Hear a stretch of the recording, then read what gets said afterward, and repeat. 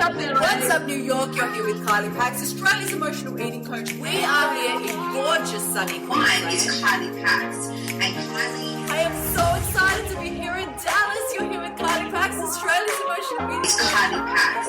Kylie Pax. Australia's emotional eating coach.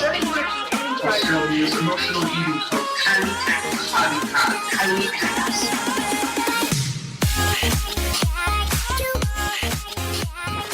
When we talk about acting like the person you want to become, you know, I really can't emphasize this highly enough. Overemphasize, I can't underemphasize, I can't overemphasize this enough. Your mind has to arrive at your destination before your life ever will. If you're going to write some down from today's masterclass, start here. Your mind has to arrive at your destination before your life ever will. That is just a fact. That's just a fact. You will never go anywhere that you haven't already seen and mapped out in your mind. And as we keep going today, I'll explain to you why that's a thing. But your mind does have to arrive at your destination before your life ever will. And that's very apparent when it comes to things like dealing with the voice, like dealing with sugar cravings and all those types of things. You have to be savvy. You have to be smart and switched on in your mind and understand. If you're having sugar cravings, is it really, because it can be a biological thing as well. It's not always an emotional thing. Like sugar is an addictive substance. We know that. It's delicious. It's fabulous. Why wouldn't it be? So it's not bad or wrong. Like it's when we play the blame game, we put ourselves in a very powerless position. I don't want to say victim, but certainly you have no power. When you start looking outwards and going, they should not produce all this stuff and it's their fault and blah, blah, blah, then there's nothing you can do about it at that point. You're like, I'm stuck here because of them. But actually that's not true. You are where you are because of the choices that you've made. You now have an opportunity to make different choices and completely change the trajectory of your entire life. I dare you to say that fast. It's actually quite difficult. So you have the power now to make different choices and entirely change the trajectory of your life. We'll talk about, listen to me, let me tell you something.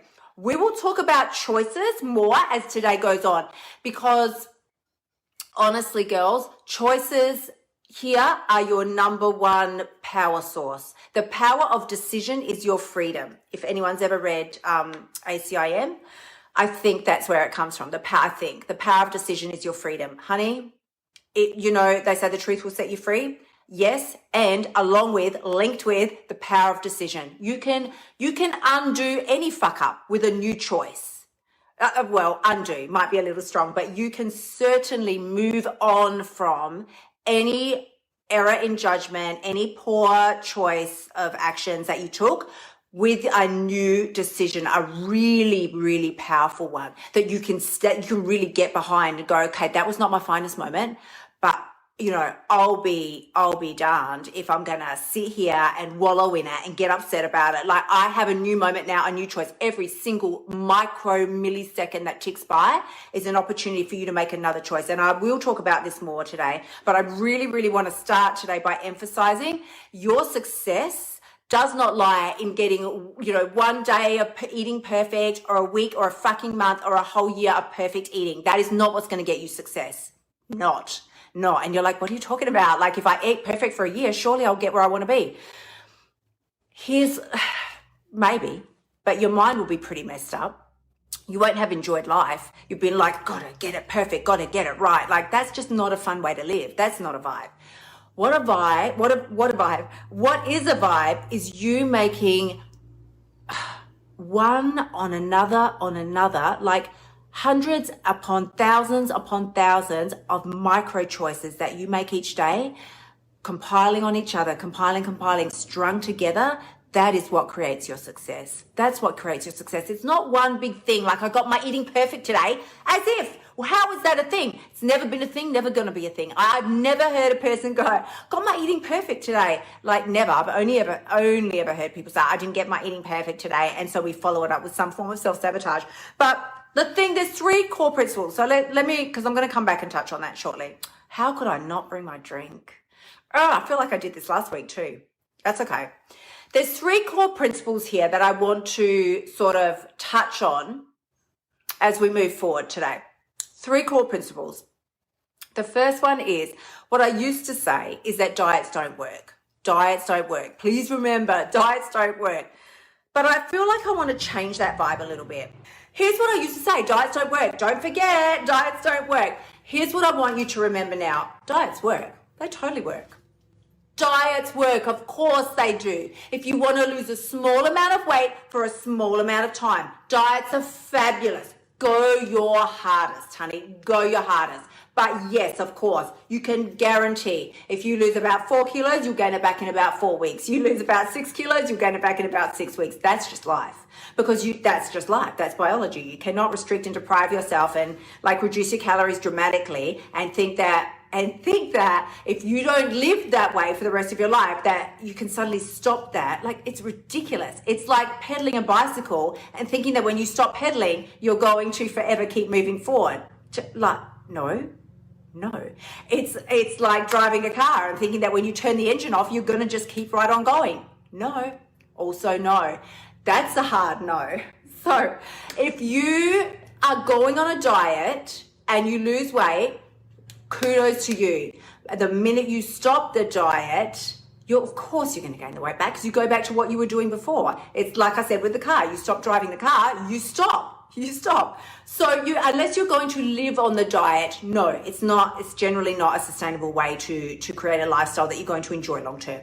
So the path that you choose to reach your destination is going to entirely dictate how you'll feel when you get there. And what I mean by that is if you have to deprive and restrict your way to where you want to go, then honey, you will reach your destination. You'll reach the weight loss, and that's fantastic, but you will feel scared and freaked out. Like, I don't know, I can't eat the food. Oh my God, like there's cake there. I can't eat it. Oh my God, get that away from me. Can't eat it. Like you'll be freaked out and messed up in the head. Again, not a fun way to live. So there are 3 ways. I'll just digress for a second because there are 3 ways. I really need my water.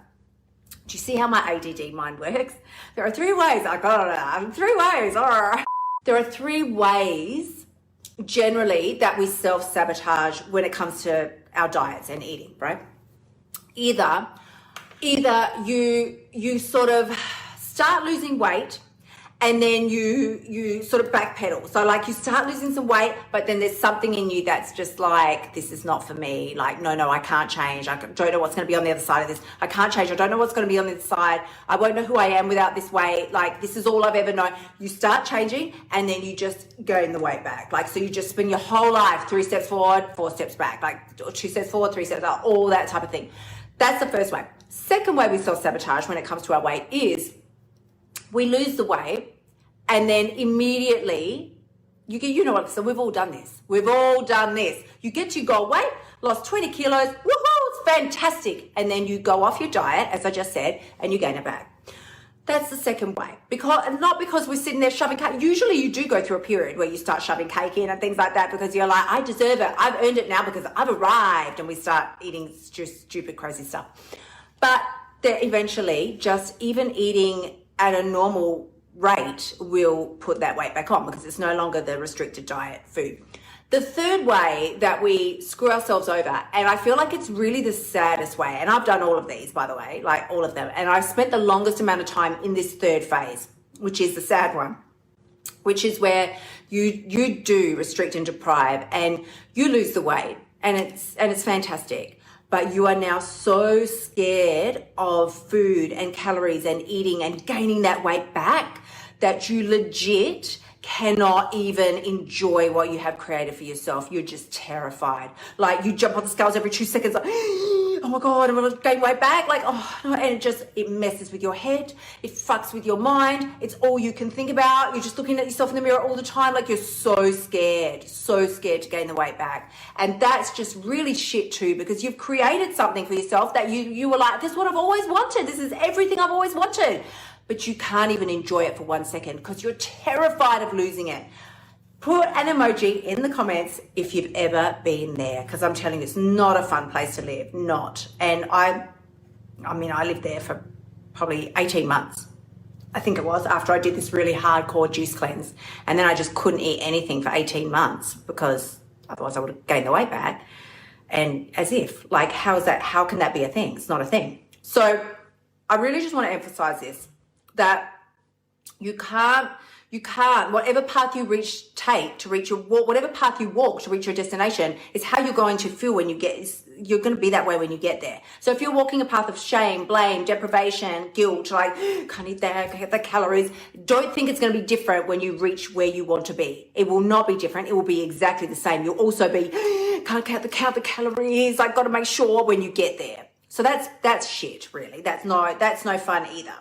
Now, the second thing that I really want to emphasize here, one of the sort of second principles really of the boot camp, is for you to just let shit go.